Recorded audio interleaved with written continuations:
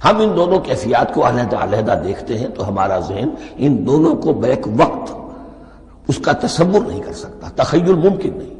لیکن اللہ کی رحمت کی یہ دونوں شانیں مستقلاً ہر وقت موجود ہیں بیک وقت، اسی لیے ان دونوں کے درمیان کہیں حرف عطف نہیں آئے گا.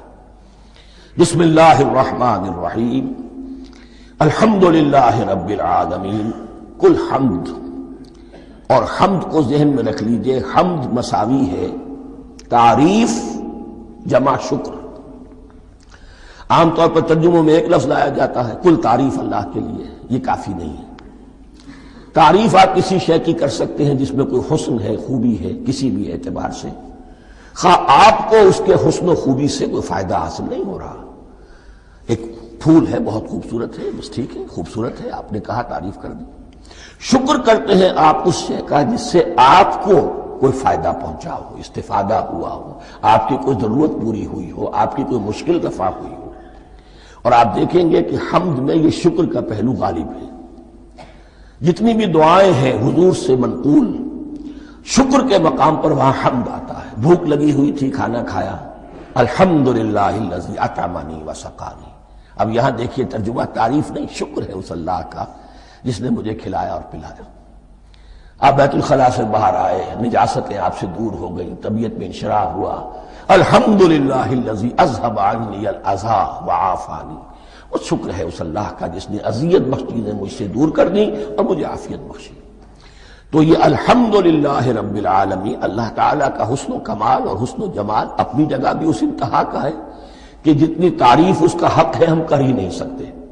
لیکن اس کے احسانات اور انعامات ہم پر اتنے ہیں کہ ہم ان کو بھی گن نہیں سکتے. لہذا ایک ہی احصاء ہم نے کر دیا الف لام کے ساتھ، الحمدللہ رب العالمین. تمام تعریفیں اور کل شکر اللہ کے لیے ہیں کہ جو تمام جہانوں کا پروردگار ہے، رب ہے، مالک ہے. رب میں ایک مفہوم ہوتا ہے ربوبیت کا، اور اس میں مفہوم شامل ہوتا ہے تربیت کا، ربیانی صغیرہ. تو مالک ہونا اور تربیت دینا. آپ جس شے کے مالک ہوں گے آپ چاہیں گے اس میں بڑھوتری ہو، اس میں اضافہ ہو، وہ نشو و نما پائے. تو یہ دونوں چیزیں آپس میں ایک دوسرے کا جڑی ہوئی ہیں، پروردگار بھی اور مالک بھی. عام طور پر عربی میں رب کا لفظ مالک کے لیے آتا ہے، رب البیت، رب الدار، رب المال. تو مالک وہاں پر ظاہر بات ہے کہ اس سے مراد کیا ہے، مال والا، گھر والا، گھر کا مالک. تو کل شکر اور کل تعریف اس اللہ کے لیے ہے جو تمام جہانوں کا مالک بھی ہے اور پروردگار بھی ہے. الرحمن الرحیم، رحمان ہے اور رحیم ہے. اب دوبارہ اس کی میں وضاحت نہیں کروں گا. مالک یوم الدین، یوم دین کا مختار مطلق ہے. دین عربی زبان میں کہتے ہیں بدلے کو. دناہم کما دانو، کما تدینو تو دانو، یہ کہاوت ہے. جیسے اردو میں ہم کہتے ہیں جیسا کرو گے ویسا بھرو گے، کما تدینو تو دانو. تو یہ ہے بدلہ، اس کا بنیادی مفہوم جو ہے وہ بدلہ ہے. تو بدلے کا ایک دن ہے جس دن فیصلہ ہوگا کہ کون کیا کما کر لایا ہے اور اسے کیا بدلہ ملنا چاہیے. آیا اس کا برائیوں کا پلڑا بھاری ہے کہ اسے سزا ملنی چاہیے، یا اس کی حسنات اور نیکیوں کا پلڑا بھاری ہے کہ اسے جزا ملنی چاہیے، اس کا انعام اور اکرام کے ساتھ معاملہ کیا جانا چاہیے. وہ ایک دن ہے، اسے ہم یوم القیامہ کہتے ہیں. اور لیکن اصل بات جو یہاں کہی گئی، یعنی ایک جملے میں تین باتوں کا اعتراف ہو رہا ہے. بعث بعد الموت، ایک دن آئے گا کہ ہم مرنے کے بعد تمام انسان اٹھا لیے جائیں گے. پھر حساب و کتاب، پھر اللہ کے ہاں حاضری ہوگی اور حساب کتاب ہوگا. اور تیسرا یہ کہ اس حساب کتاب کے دن کا مختار مطلق اللہ ہے. یعنی کسی اور کو اپنے ذہن میں سہارا بنا کر آپ زندگی گزاریں کہ وہ مجھے چھڑا لے گا، یا وہ ہستی جو ہے اتنی زوردار ہے کہ وہ مجھے بچا لے گی. اس سے اپنے دل کو، اپنے ذہن کو بالکل پاک کر لیجئے. مالک یوم الدین ایک دوسری جگہ پر قرآن میں آیا ہے، اس روز کوئی پکارنے والا پکارے گا لمن الملک اليوم للہ الواحد القہار. آج کے دن کس کا اختیار مطلق ہے؟ اور پھر کہا جائے گا اللہ کے لیے، الواحد قہار، جو پوری طرح چھایا ہوا ہے، بس تولی ہے. تو مالک یوم الدین، جو جزا و سزا کے دن کا مالک ہے. اب یہاں سے کلام ایک رخ بدل رہا ہے. ابھی تک تو یہ غائبانہ انداز میں کلام ہو رہا ہے، اللہ سے خطاب نہیں آیا اس میں ابھی. الحمدللہ رب العالمین الرحمن الرحیم مالک یوم الدین. اب خطاب ہے ایاک نعبد و ایاک نستعین، ہم صرف تیری ہی بندگی کرتے ہیں اور کریں گے، اور ہم صرف تجھ ہی سے مدد مانگتے ہیں اور مانگیں گے. یہ ترجمہ میں کیوں کر رہا ہوں کہ یہ فعل مضارع ہے. عربی زبان میں فعل مضارع حال اور مستقبل دونوں کو کور کرتا ہے. ایاک کا جو ہے مفعول فاعلی جو ہے، مفعول جو ہے اس میں ضمیر مفعولی اسے پہلے لا کر حشر کا مضمون پیدا ہو گیا. ہم تیری بندگی کرتے ہیں نہیں، ہم تیری ہی بندگی کرتے ہیں اور کریں گے. حال میں ترجمہ کیجئے تو یہ اظہار حال ہے، اور مستقبل میں ترجمہ کیجئے تو یہ ایک عہد ہے، قول و قرار ہے، بہت بڑا معاہدہ ہے. وَإِيَّاكَ نَسْتَعِينُ، اور صرف تجھ ہی سے مدد مانگتے ہیں اور مانگیں گے. اس میں بھی حال کا ترجمہ اظہار حال. اللہ کرے کہ واقعی ہمارا حال وہی ہو. جب ہم یہ الفاظ کہتے ہیں تو واقعتاً ہم اس پر پورے اتر رہے ہوں کہ اسی کی بندگی کر رہے ہوں اور اسی سے ساری استعانت اور استمداد کر رہے ہیں. جہاں تک مستقبل کا تعلق ہے وہ پھر ایک عہد ہے. اہدنا الصراط المستقیم، یہ مقام وہ آ گیا کہ یہاں تک تو اے پروردگار ہم پہنچ گئے تیرے فضل سے، تیرے کرم سے. فطرت سلیمہ بھی تیری عطا کردہ تھی، عقل سلیم بھی تیری ودیعت کردہ تھی. ان دونوں کی روشنی سے ہم یہاں تک تو پہنچ گئے. اب ہماری جو ضرورت ہے، احتیاج ہے، وہ کیا ہے؟ اہدنا الصراط المستقیم، ہدایت بخش ہمیں سیدھے راستے کی. یہاں دو باتیں سمجھ لیجئے. انفرادی سطح پر انسان کے لیے نہ معلوم کتنے مرحلے آتے ہیں ہر روز کہ جس میں وہ ایک چھٹک کر کھڑا ہو جاتا ہے، یہ کروں یا یہ کروں. دو آلٹرنیٹو سامنے آ رہے ہیں، فیصلہ کرنا مشکل ہو رہا ہے. قدم قدم پر ہدایت کی ضرورت ہے. اور اجتماعی طور پر نوع انسانی تین بڑے بڑے تمدنی مسائل میں واقعہ یہ ہے کہ تسلیم کر لیا جانا چاہیے کہ عقل انسانی اس کو راستہ نہیں دکھا سکتی. عام معاشرتی سطح پر مرد اور عورت کے درمیان حقوق اور اختیارات کا کیا توازن ہو، ناممکن ہے. انسان طے نہیں کر سکتا. انسان یا مرد ہے یا عورت ہے. عورت سوچے گی اپنے لحاظ، اپنے جذبات کا، اپنے خیالات کا لحاظ رکھے گی. مرد کے جذبات و احساسات کا اسے اس کا کوئی تصور ہی ممکن نہیں. مرد سوچے گا اسے اپنے احساسات معلوم ہے، لیکن یہ کہ عورت کے احساسات سے وہ نابلد ہے، ان کو محسوس کر ہی نہیں سکتا. لا محالہ وہ اپنے بارے میں وہ جو بھی نظام بنائے گا اس میں وہ اپنی بالادستی رکھے گا. وہ تو ایک ہی ہستی ہو سکتی ہے کہ جو دونوں کی خالق ہے، مرد کی بھی عورت کی بھی، اور اس کو دونوں سے محبت ہے، دونوں کا خیر خواہ ہے، دونوں کا رب ہے، دونوں کو پروان چڑھانا چاہتا ہے. اسی طرح فرد اور معاشرہ یا ریاست، حکومت اور ریاست ہمیشہ یہ چاہتی ہے کہ سارے اختیارات ہمارے ہاتھ میں آ جائیں. ٹوٹلیٹیرین سوسائٹی ہو، بس ہم حکم دیں اور لوگ اس پر چلیں. افراد یہ چاہتے نہیں، ہمیں آزادی ہونی چاہیے. اب آپ دیکھیے کہ دنیا میں کتنے جھگڑے چلتے ہیں اسی پر، فریڈم فریڈم فریڈم. وہ فریڈم واقعتاً اپنی جگہ پر ایک شے ہے، افراد کی آزادی ہونی چاہیے، لیکن افراد کی آزادی اتنی نہ ہو جائے کہ وہ مادر پدر آزاد ہو جائے. کوئی قانون، کوئی قاعدہ، کوئی اخلاقی کوئی حدود اور قیود جو ہے ان کا پابند نہ رہے.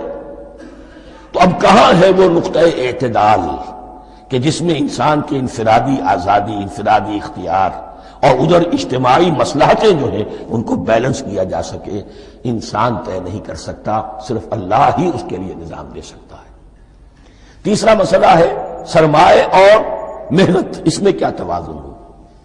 سرمایہ اور محنت دونوں مل کر کچھ بنا رہے ہیں، کچھ پروڈیوس کر رہے ہیں.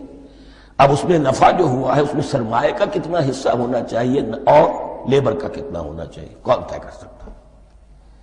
اس کے لیے بھی کہ ایسا نہ ہو کہ سرمایہ داری جو ہے آکاش بیل بن کر پورے معاشرے پر چھا جائے اور غریب بیچارہ، مزدور بیچارہ، کاشتکار بیچارہ وہ گویا کہ چکی کے دو پارٹوں میں پس کر رہ جائے، اس کی کوئی حیثیت نہ رہ جائے.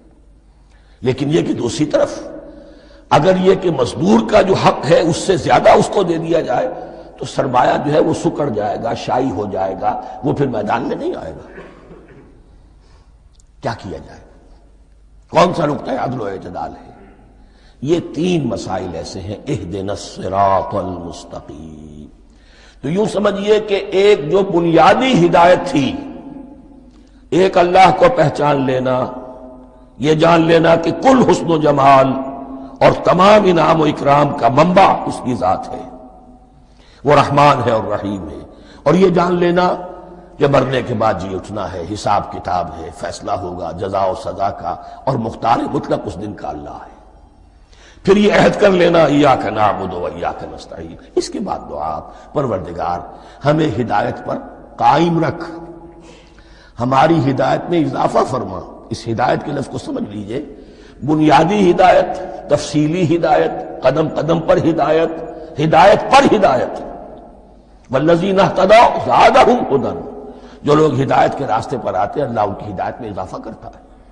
تو یہ قدم قدم پر ہمیں ہدایت کی ضرورت ہے اور مرحلہ وار ضرورت ہے۔ ہدایت اس کو بھی کہتے ہیں کہ کسی نے آپ سے کوئی پتہ پوچھا، آپ نے کہا ادھر جانا، پھر دوسری گلی میں مڑنا، پھر جانا دو تین لائٹیں چلے جانا، پھر مڑنا، وغیرہ وغیرہ، یہ بھی ہدایت ہے۔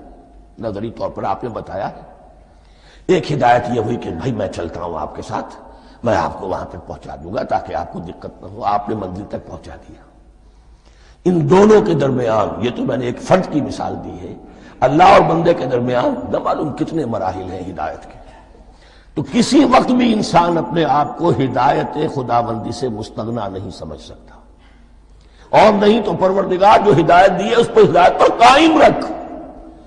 کیا پتہ شیطان کا کوئی حملہ، کیا پتہ ہمارے نفس کی کوئی شرارت کسی ایسے رخ پر ہمیں ڈال دے کہ اب تک کی ساری کمائی بھی ضائع ہو جائے۔ لہذا یہ نہ سمجھیے کہ جب یہ ساری چیزیں ان کو معلوم تھی، ان چیزوں کا تو اقرار کر رہے تو اب ہدایت کون سی مانگ رہے؟ تو ہدایت کا تو بڑا میدان کھلا ہوا ہے، اور اس ہدایت کی وہ جو میں نے آخری شکل آپ کو بتائی ہے کہ منزل مقصود تک پہنچا دے، یہ ہدایت بھی قرآن مجید میں اس معنی میں بھی لفظ آیا ہے کہ اہل جنت جب جنت میں داخل ہوں گے تو جو ترانہ حمد ان کی زبان پر اس وقت ہوگا وہ کیا ہے؟ الحمدللہ الذی ہدانا لہذا وما کنا لنہتدی لولا ان ہدانا اللہ۔ کل شکر اس اللہ کا جس نے ہمیں یہاں تک پہنچا دیا، ہدایت دی یہاں تک پہنچا دیا، اور ہم ہرگز نہ پہنچ پاتے، ہم ہرگز ہدایت یافتہ نہ ہو سکتے اگر اللہ ہی ہمیں ہدایت نہ دیتا۔ اہدنا الصراط المستقیم، سیدھا راستہ، صراط الذین انعمت علیہم، اس کی مزید وضاحت ہے، راستہ اس کا ان لوگوں کا جن پر تیرا انعام ہوا۔ یہ کون لوگ ہیں؟ اس کی وضاحت آپ کو ملے گی سورہ نساء میں، من یطع اللہ والرسول فاولئک مع الذین انعم اللہ علیہم من النبیین والصدیقین والشہداء والصالحین۔ چار طبقات ہیں منعم علیہم جن پر اللہ کا انعام ہوا ہے۔ چوٹی پر انبیاء کرام، اس کے بعد صدیقین کرام، اس کے بعد شہداء عظام، اس کے بعد عام صالح مسلمان، صالح ہو۔ یہ بیس لائن ہے، اس سے اوپر کا درجہ شہداء کا ہے، اس سے اوپر کا درجہ صدیقین کا ہے، اور پھر اس سے اوپر کا درجہ انبیاء کا ہے۔ انبیاء میں سے پھر وہ بھی ہوتے ہیں کہ جو اولو العزم میں من الرسل ہیں، لیکن یہ چار طبقات ہیں، ان کے راستے پر ہمیں چلا۔ غیر المغضوب علیہم ولا الضالین، جو مغضوب علیہم نہیں ہوئے، جن پر تیرا غضب نہیں ہوا، اور غضب ہوتا ہے ان پر کہ جو ہدایت کے واضح ہونے کے بعد ہدایت کو ترک کر دیں، وہ ہے مغضوب علیہم۔ جنہیں ہدایت مل گئی ہو، ہدایت کو پہچان لیا ہو، پھر اپنی شرارت نفس کی وجہ سے، اپنی نفسانیت کی وجہ سے، اپنے تکبر کی وجہ سے، اپنے حسد کی وجہ سے وہ اس حق کو رد کر دیں، اس کو ترک کر دیں، ان پر اللہ کا غضب آتا ہے۔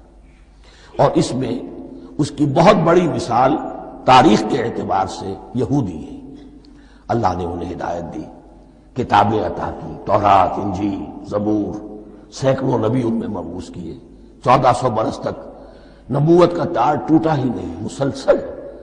ابتدا میں بھی 2 نبی، موسیٰ اور ہارون، اور اختتام پر بھی 2 نبی، عیسیٰ اور یحییٰ علیہ السلام، اور ان کے مابین کوئی لمحہ نہیں آیا ہے تاریخ بنی اسرائیل میں جبکہ کوئی نہ کوئی نبی موجود نہ ہو۔ لیکن انہوں نے اپنی شرارت نفس کی وجہ سے ہدایت تورات سے بھی منہ موڑا، اور پھر سب سے بڑی بات یہ کہ ہدایت محمدی سے، ہدایت قرآنی سے بھی صلی اللہ علیہ وسلم وہ موڑا، وہ ہے مغضوب علیہم ولا الضالین، اور نہ ہی گمراہ ہوئے۔ یہ لفظ جو آتا ہے عربی زبان میں گمراہ کا بھی ہے اور تلاش حق میں بھٹکنے والے کا بھی ہے۔ ایک وہ شخص ہے جس پر حق ابھی واضح نہیں ہوا، وہ تلاش میں ہے، اس کے لیے بھی ضال کا لفظ آئے گا۔ اسی طرح کوئی شخص کسی کے عشق اور محبت میں ایسا ہو جائے، دیوانہ ہو جائے، اس کو بھی ضال کہتے ہیں، یعنی اس کے اوپر جذبات کا اتنا غلبہ ہو گیا ہے کسی کی محبت اور عشق کی بنا پر۔ تو حضور کے لیے یہ لفظ آیا ہے وَوَجَدَكَ ضَالًّا فَهَدَىٰ، اور یہ تو